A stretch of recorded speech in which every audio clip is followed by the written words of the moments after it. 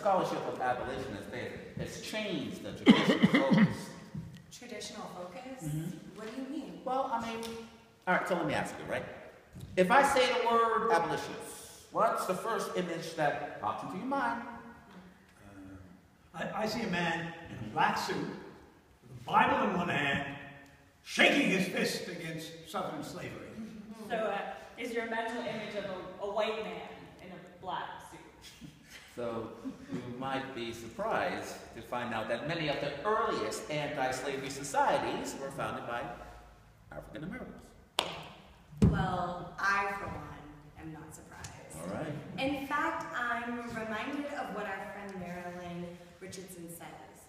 I'm the first abolitionist who's the first captive African to be dragged off a slave ship in chains. All right.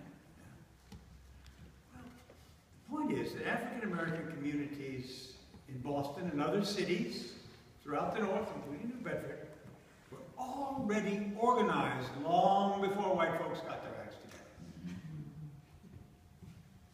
So, where to begin? Well, how about Paul Cuffe, since I brought him up? Go ahead. The seafaring Quaker from Westport. Paul Cuffe, his father was an Ashanti ex-slave named Kofi Slocum.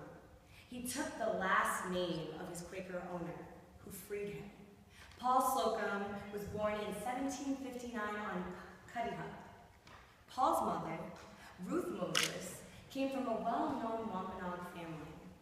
Paul was raised Quaker, but he rejected the family's slave name and took his father's first name as his own last name.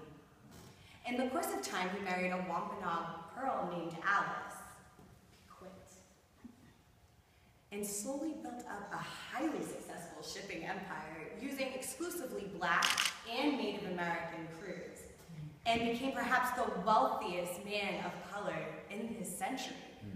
But all this time as a black man, he couldn't vote, although he was required to pay taxes. Can you believe that?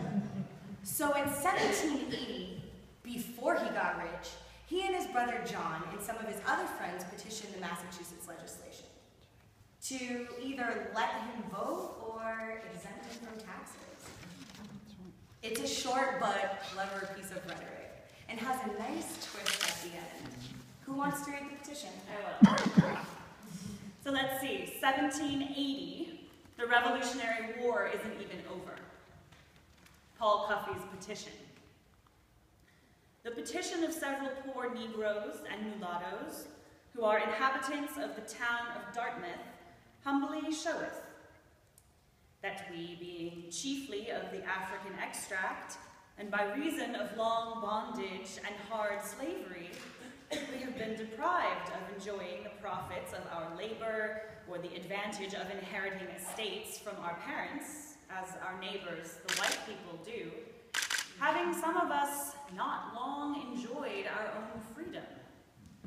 Yet of late, contrary to the invariable custom and practice of the country, we have been, and now are, taxed, both in our polls and that small pittance of estate which, through much hard labor and industry, we have got together to sustain ourselves and families withal.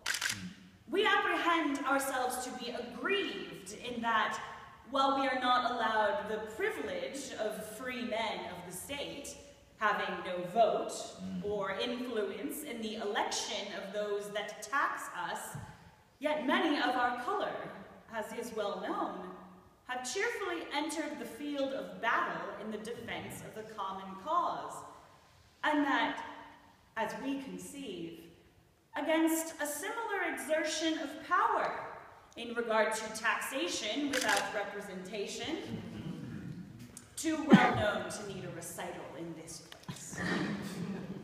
And was the petition successful? No! It was rejected. It did have an impact on the drafting, beginning by John Adams, of the Massachusetts Constitution, which gave the right to vote to all free, native-born, land-owning men, whether black or white.